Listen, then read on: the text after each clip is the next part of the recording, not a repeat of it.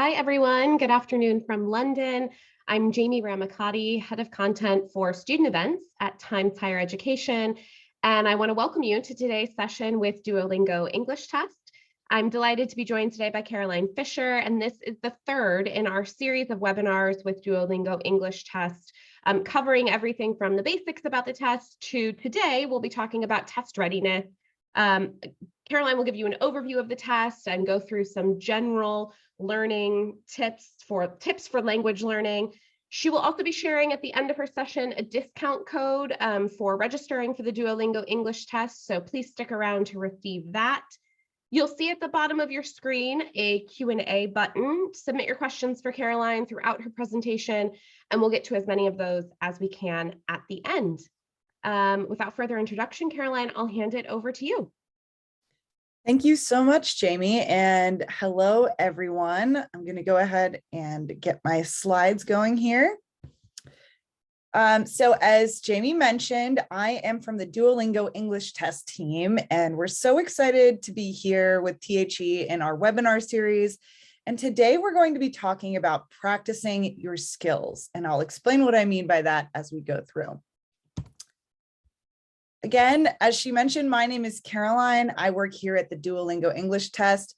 We are headquartered in Pittsburgh, Pennsylvania in the United States, and I am coming to you from a very gloomy fall morning in Pittsburgh, which is why it's so dark. But my job is basically to create content that helps test takers. So I do webinars like this. I do our social media accounts. I make YouTube videos. I run our student advisory board. I write our test readiness guide. Lots of things like that. So if you do have any specific questions about the test that I don't cover in this presentation, please feel free to use that Q&A and we'll try to get to them at the end. Here is what I'm going to go through in this presentation. I've just done my short little introduction. We will talk a little bit about what the test is, and I've pulled out a few slides specifically about the test questions and scoring. Then we're going to talk about skills practice, so how to practice your English language skills. Then I have my favorite free resources for practicing English language skills in your time leading up to taking your English proficiency test, or even if you're going to study at an English-speaking university, these are great ways to get ready for that. And finally, we'll do some questions, and I will share that coupon code.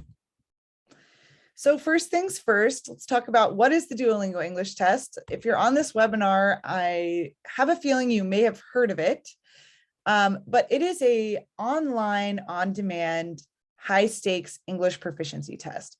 So the Duolingo English Test is only administered online. We do not have physical test centers or paper tests. This is a digital-first online test. So that's one of test takers' favorite aspects of the test, is that it's super convenient. You can take it online anytime from anywhere in the world.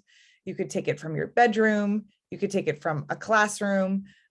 You just need a computer, a strong internet connection, and 1 hour of free time that will be completely private.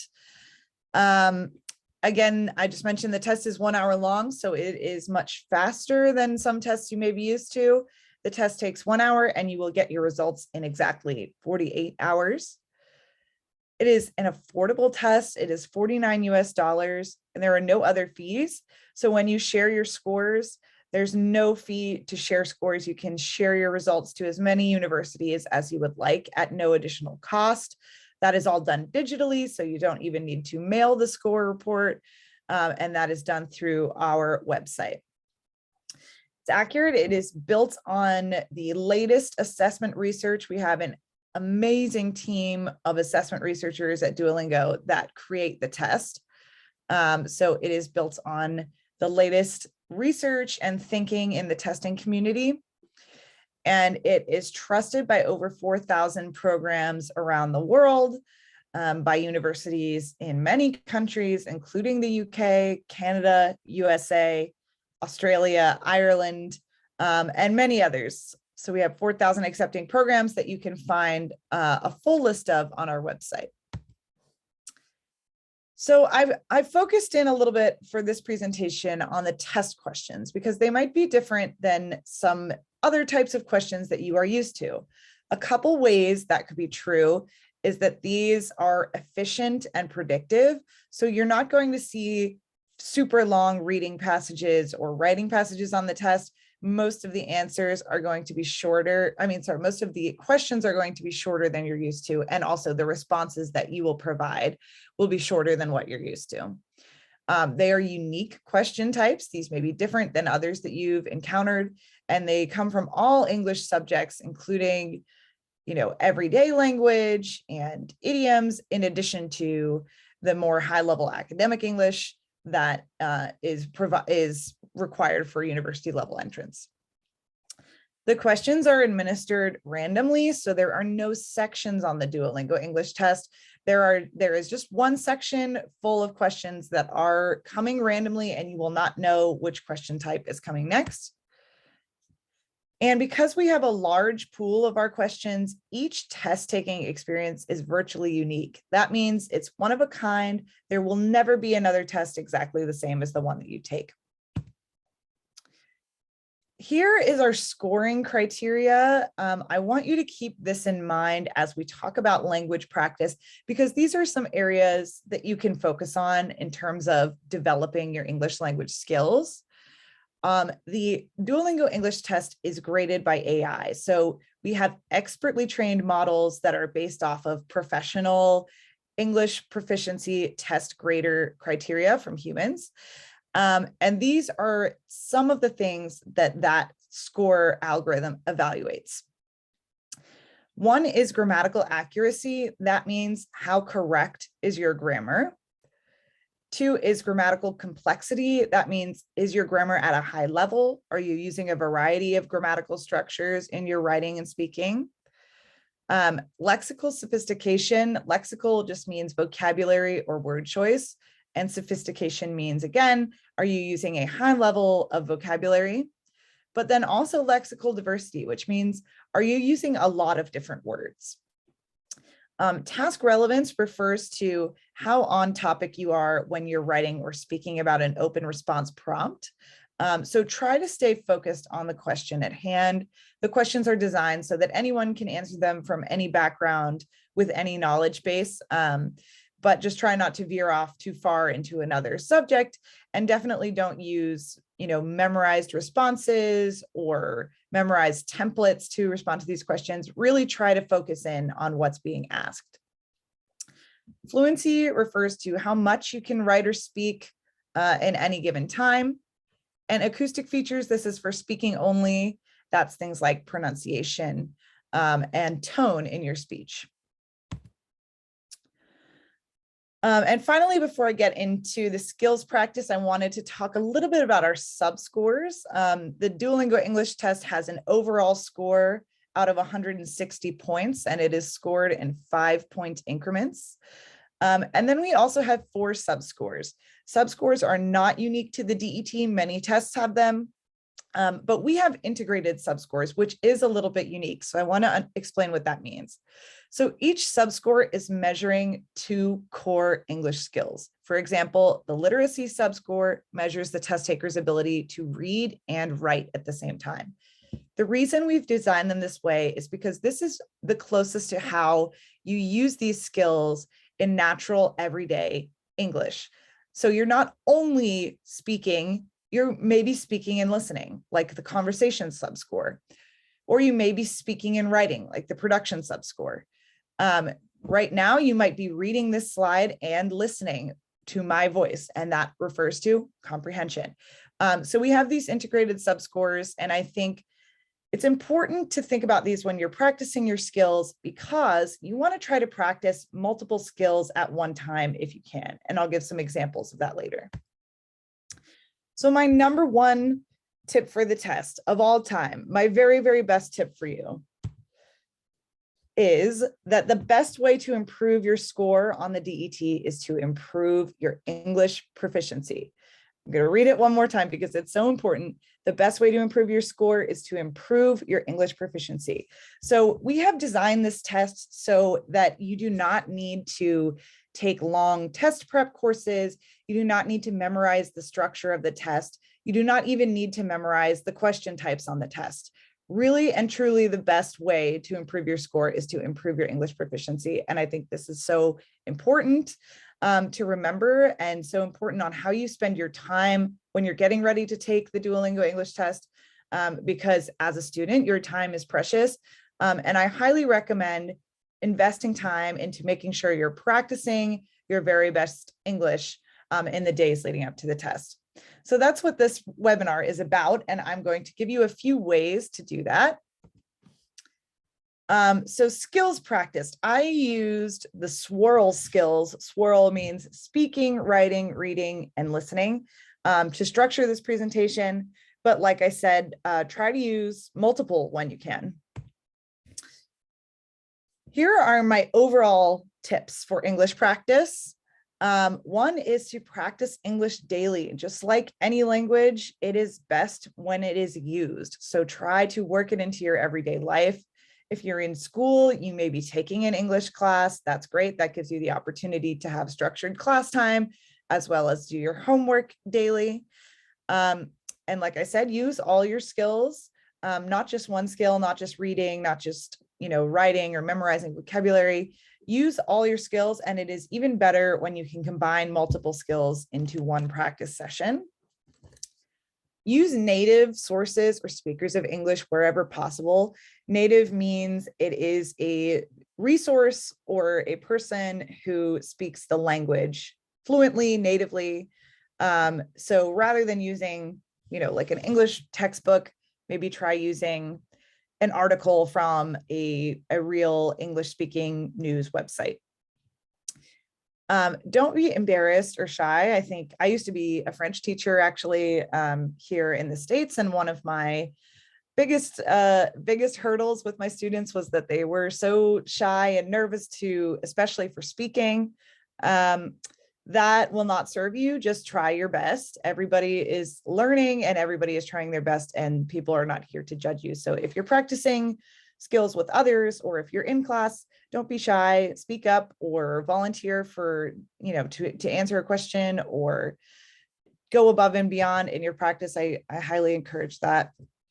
And then finally, keep a balance of the types of materials that you use for English practice. The best way to practice your English is to consume topics or resources that you're really actually interested in and that are fun for you. This could be like a fandom on Reddit. This could be, a favorite magazine that's in English. This could be a TV show that you love. Those are like the fun things that really are going to hold and maintain your interest. And then I also recommend to keep that balanced with more academic level content that would be similar to what you encounter in university. So whether that's reading a novel in English that's part of, the literary canon in English, or whether it's browsing a textbook or listening to a really high level TED talk or academic talk. Those are really important too. And to me, I'm kind of a nerd, so I find those things really interesting and fun, but not everybody does.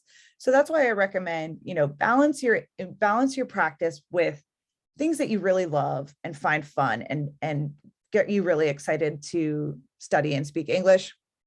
And then also that more challenging content that is also very important.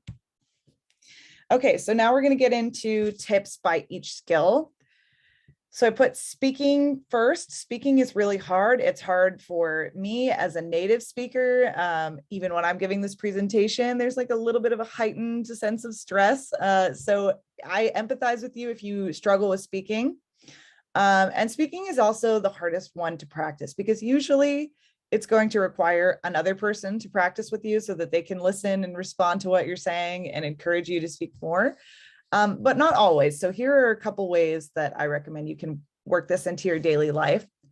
One is to just, as you go about your day, if you're by yourself or even just in your head, try talking to yourself in English and narrating what you're doing throughout the day. So maybe you're making breakfast and you're thinking, okay, first I have to get a banana.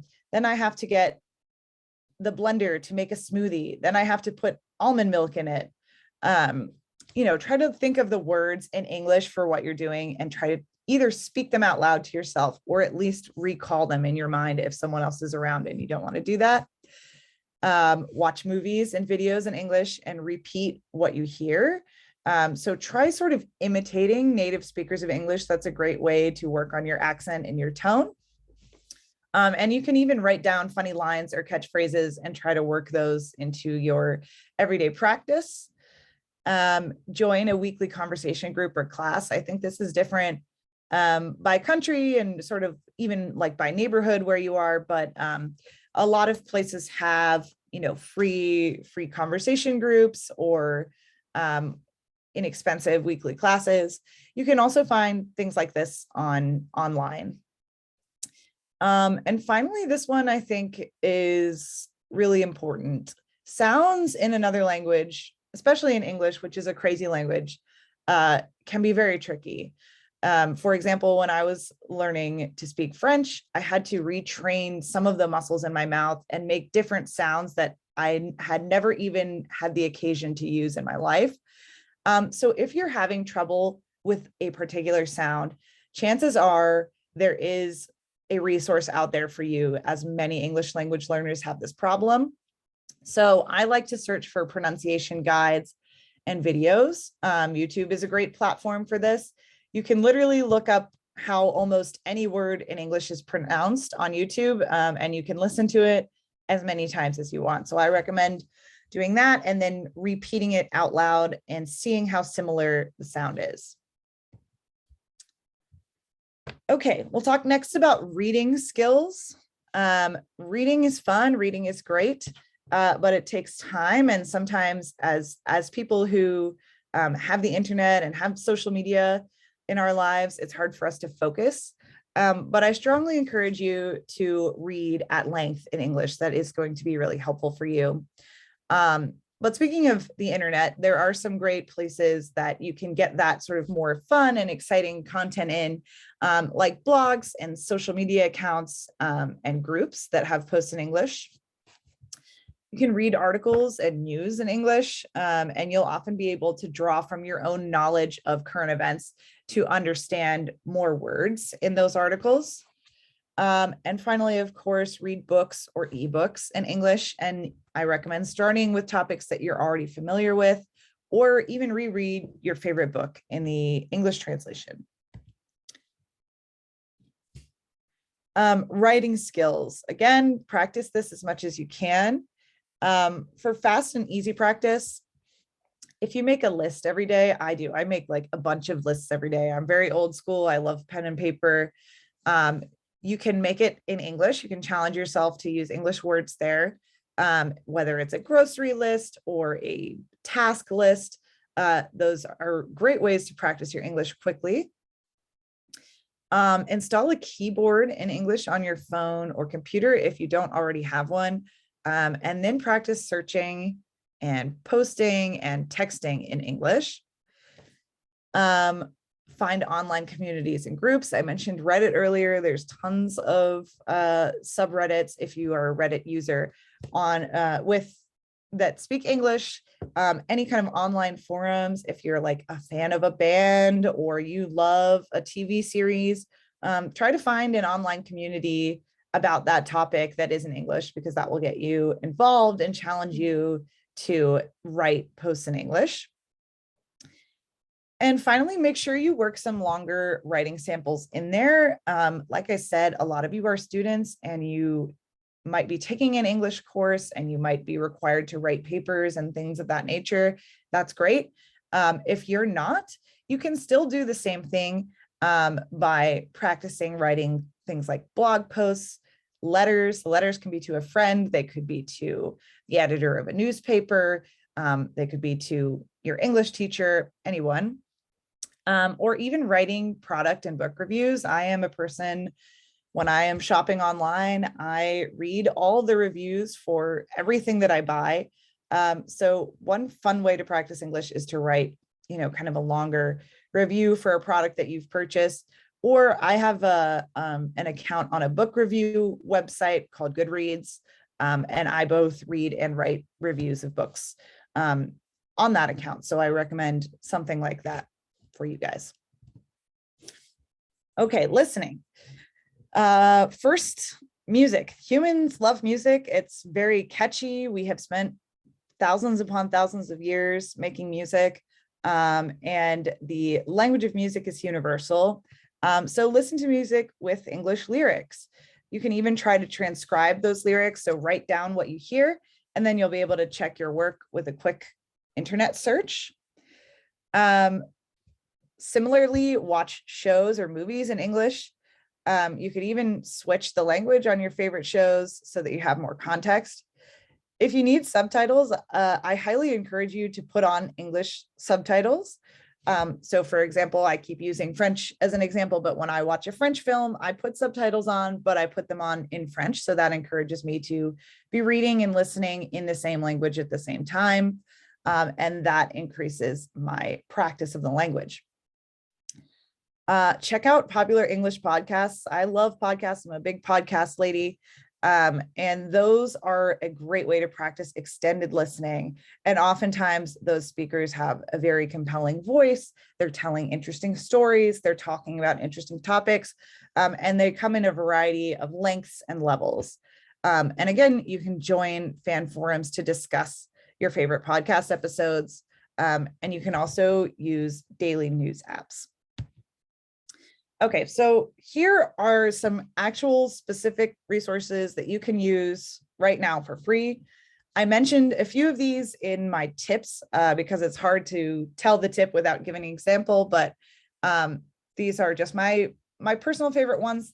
We are lucky that we live in a time where you can find literally anything online. But here are a couple that I like. Speaking.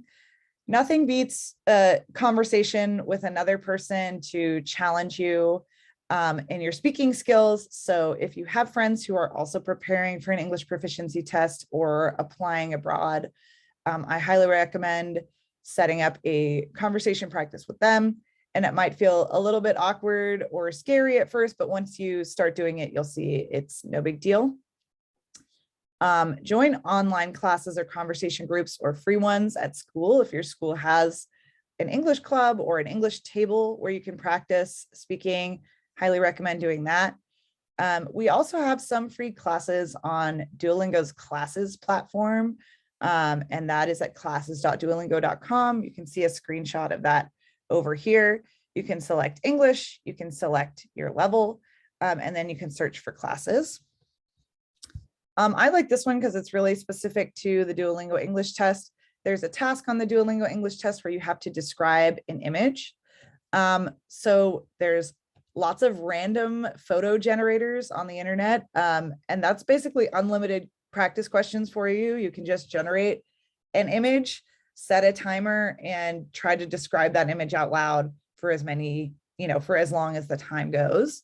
And you can do, 10 of those a day if you wanted to. There's infinite photos in these generators. So I like that one.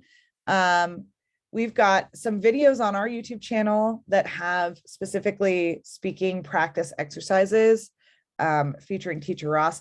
There's also tons of other YouTube creators who make English speaking practice or speaking tips. Highly recommend checking out YouTube. That's my favorite platform for free learning. Reading. So I mentioned reading articles. This doesn't have to be complicated. You can switch the language on popular content sites like Wikipedia, Medium, and Substack to English, and you can check out and browse articles there about topics that you're interested in. If Wikipedia is overwhelming to you, or there's a lot of cultural phrases and idioms that you don't understand, you can actually use a mode on Wikipedia called Simple English Wikipedia, and this is designed for English language learners. So you can check that out. I like browsing textbooks. Like I said, I'm a nerd. I also think this is helpful for university preparation. If you're really interested in or passionate about a topic, there's a chance that there is a free online textbook that you can browse in English. So I put this site on here, open.umn.edu/open textbooks. That's this screenshot here, the open textbook library. There's tons of sites like this though, so you can just do a search for open source English textbooks, and you can find lots of stuff out there. And finally, mentioned news. I think news is really important. And again, we share a lot of the same news as an increasingly global society. So this can help if you have, context or background for what the article is about. One of my favorite sites is VOA News, and my most favorite is this one called, I think it's called Engoo, but it's spelled Engoo. And they have daily news articles for free with exercises and vocabulary for each one. So I highly recommend checking that out. They also have different levels. You can see this one is intermediate and this one is advanced. So highly recommend checking out engoo.com. Writing, search for free writing prompts and try to do one a day. I really like this article from the New York Times that is free and it is not paywalled. It has over 1,000 writing prompts for students. So I literally searched writing prompts for students, and this came up. And this has a lot of interesting topics that you might have a strong opinion about, and asks you to kind of back up those topics with examples or facts, which is great writing practice. If you're listening to something, again, using multiple skills at one time, you can try transcribing it. So writing down what you hear and then checking with an online transcript to see how much you got right. And if you like creative writing, a lot of people do, I think that's a great way to practice your English writing skills as well. There's lots of creative writing websites that do daily prompts. There's a subreddit for creative writers in English.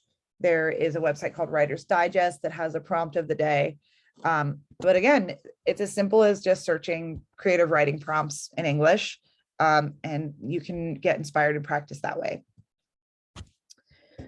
Listening, I mentioned listening to music. If you have Spotify or really any streaming service, there are lots of playlists called Songs to Learn English.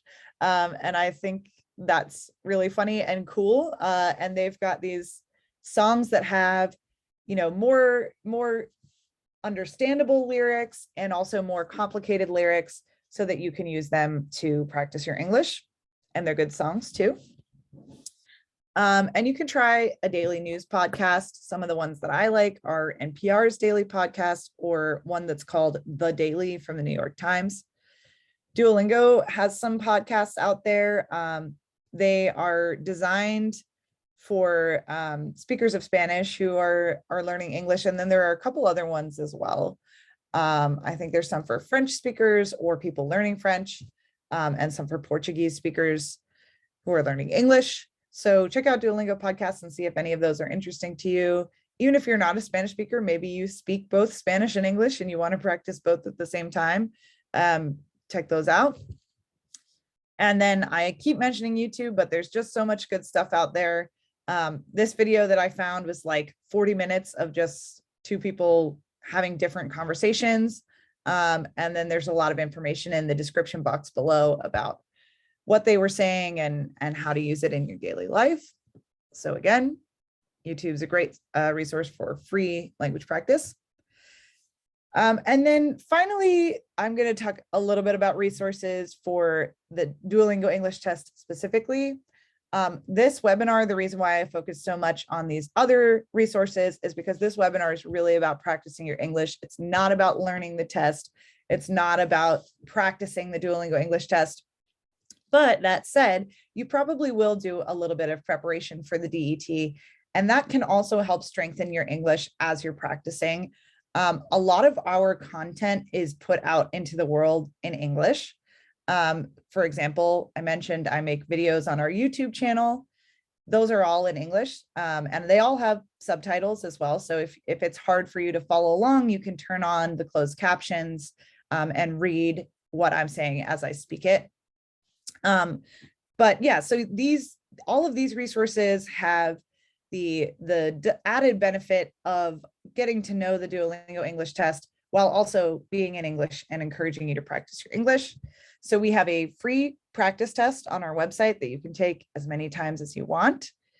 We have an official guide for test takers on our website that is a long document with all the information you could ever want or need to know about the DET. It's got test taking tips. It's got language practicing tips. It's got setting up your space to take your test. It has our rules and requirements. It has more practice questions. So that's a great resource to browse if you want to read more about the test. You can find that at englishtest.duolingo.com/readiness, along with some other content about the test. I also highly recommend you really get to know our rules and requirements before taking the DET. And you can do that at englishtest.duolingo.com/rules. Finally, you can chat with our support team. That's a nice way to get your conversation skills in there. If you have any specific questions that you feel like haven't been answered, you can check out our FAQ page, which is linked on our website for articles about the test. We have a hub on THE that has articles and other webinars that are all in English that you can read and watch. And finally, there are lots of YouTube creators out there. One of my favorites is Teacher Luke. If you're preparing for the Duolingo English test, you've probably come across his videos, but they make great content all in English that is about the DET specifically. So if you're looking to practice your English and also learn a little bit more about the test, these are some great resources for you. And that's all I have for you guys today. The coupon code is here on the screen. It is THE student 201022. So I recommend writing this down. It is valid until November 15th, and it will get you 20% off one test. And it's very rare that we give coupon codes, so definitely write this down and use it. Please don't share it with others because that will jeopardize the safety of the code and we might have to turn it off. So please keep it for yourselves. You deserve it for attending this webinar. Again, that is THE student 201022. Caroline, thank you so much. It's incredibly helpful. And I think, highlighting the fact that just the best way to prepare for the test is to practice your English skills in sort of everyday ways. It's incredibly important for students to remember, and you've shared some really, really valuable resources. There's just a couple of questions here, and we'll, while we answer them, I want to remind students that you can submit your questions using the Q&A. So if you've got questions for Caroline and things she didn't cover today, or if you'd like her to elaborate on anything that she mentioned during her presentation, please put it in the Q&A. You did mention getting in touch with the DET support team, and there's a question from the audience just about if they have questions about their specific circumstances, who can they reach out to, or how can they get in touch with someone? Yeah, definitely. So yeah, it is pretty much the only way to get those questions answered is to contact our support team. They're there to help you. They want to help you get a certified test, and you can find them on our website with the big orange help button in the lower right corner. It says help, and that is a chat widget, and we have real human support agents online all the time to answer your questions. So I highly recommend reaching out to them via chat if you haven't already. We also have a support email address that's listed on our website, but that can be more of a delay. We try to turn around those support emails very quickly, but honestly, the best way is that chat feature. So if you have a question about your test, or you need some clarification on something that I said today, definitely chat with them. They will help you out. Fantastic, thanks. Just a quick clarification on the coupon code. Is it valid for just the one test option, or can they also use it on the 2 tests? The coupon code is valid for one test. Okay.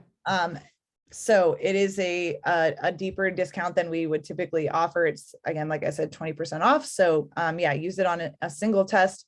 If you do think you're going to take 2 tests, the bundle is always available for you, and that is also offered at a discount. Fantastic, thank you. And then I just want to there's a question here about kind of where the Duolingo test is accepted. And I know there are tons of institutions across the world that are accepting Duolingo. Can you just guide students to where they can find that list and how they can learn if the universities that they're planning on applying to will accept DET? Totally. Yeah. That information is available to you at englishtest.duolingo.com/institutions. So it's our website and then /institutions at the end. If you're on our website, you can also see it in the test takers tab. There is a link to the entire list, and you can search by name of institution. You can search by location. You can search by undergraduate and graduate programs. So definitely check that out. And yeah, we are working to add more accepting institutions every day. We're really proud to have over 4,000, but we haven't won yet. There's more to go. So definitely always check our website and check your university's website as well for the score requirements that they have for the Duolingo English test. But yeah, a great place to start is the /institutions page. Great, thank you. A few folks just asking about the deadline for using the coupon code again. Can you just repeat that for us so that everybody knows when they need to use the code by? Yes, so you need to use the code by November 15th. That just means you need to purchase the test. You do not need to take the test by November 15th, but you need to purchase the test. I believe that you have 30 days. I should really know this, but you have either 21 or 30 days after you purchase the test to take it. Please double check that, you guys, because I should know the exact number of days, but I don't. So you can purchase it. Let's say you purchase the test November 15th. You have a couple weeks after that to take it. So use that information however you will, fit it into your timeline. A lot of deadlines are coming up for applications. So yeah, get ready and take your tests. Great. We've got just a couple more minutes and a question has just come in about the speaking section in particular. Any specific advice, Caroline, on the speaking section if students find themselves a little bit stuck? What would your advice be around that section specifically? Yeah, that's a great question. And it is like my most asked question on our YouTube channel and social media. Specifically, the production subscore is often the hardest one for students to increase or improve upon. That's because those are two of the hardest skills in any language. Speaking, like I said, is hard. As a native speaker, speaking at length is hard. Describing an image is hard. And the reason that we evaluate it at that level of difficulty is because that's the type of English you're going to need to use at university when you're in the classroom answering a question, when you're giving a presentation, when you're having a conversation with a professor. You need to really be nimble and be able to talk at length about any subject. So in addition to practicing your speaking skills all the time, every day, I would say, again, I like the idea of choosing that random image and practicing showing the details in it. We have a game that is described on our YouTube channel that's called Spot the Difference, where you take, and we have actually a couple of sample sets of photos for this, but you take two images that are very, very similar, like almost the same, and they just have a few differences between them. And you give one to a friend and you have one, and you describe the images to each other and try to spot the differences between the two. That can help you train yourself to elaborate on details of an image. So that's a good one for if you're struggling with describing the photo on the test. If you're just thinking about like open response prompts in general, where it's asking you, an in-depth question and you have to respond at length. Again, I think practicing that type of speaking before the test can really help you. But during the test, I would say, if you stumble or pause or falter, don't worry, don't get flustered, don't get stressed out. Just keep going. Like I said, the tasks, the questions that we ask are designed to be broad so that you can say a lot about them. I also highly encourage you to use like great speaking and writing skills, which means you might make a point, make an assertion, share an opinion. Then you should back that up with evidence. you can decide what the evidence is. It could be a personal story from your life. It could be an example from literature. It could be an example from history. It could be a statistic that you know a lot about. So again, reading things like reading news can help you because you can share, examples from current events. But yeah, it's kind of like that, that assertion evidence model of speaking or writing, where you're going to say a point and then you're not done saying the point. You should elaborate on it. And again, use all the words that you can, and just rely on your own knowledge to provide you with talking points. So that was kind of a long answer, which is a great example because I came up with that on the fly. And it is about, whatever comes into your brain and putting that out into the universe in a way that shows off your very best English skills. And yes, I empathize with you guys. It's definitely challenging. And it's designed to be challenging because you're entering a challenging part of your lives, but you can really do it. A lot of you have been preparing for university applications and English proficiency tests for years. So be confident. Don't be stressed out. You've got this.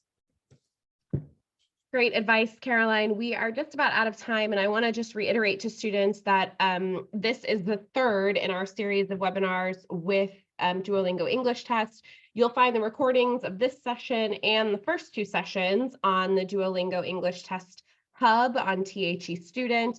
And look for news about our upcoming webinars. The fourth in this series will be in early December, and then two subsequent sessions at the start of the new year. So Caroline, thanks so much for your advice, and we'll look forward to seeing you for the next session. Thank you so much, Jamie, and thank you students for watching. Bye.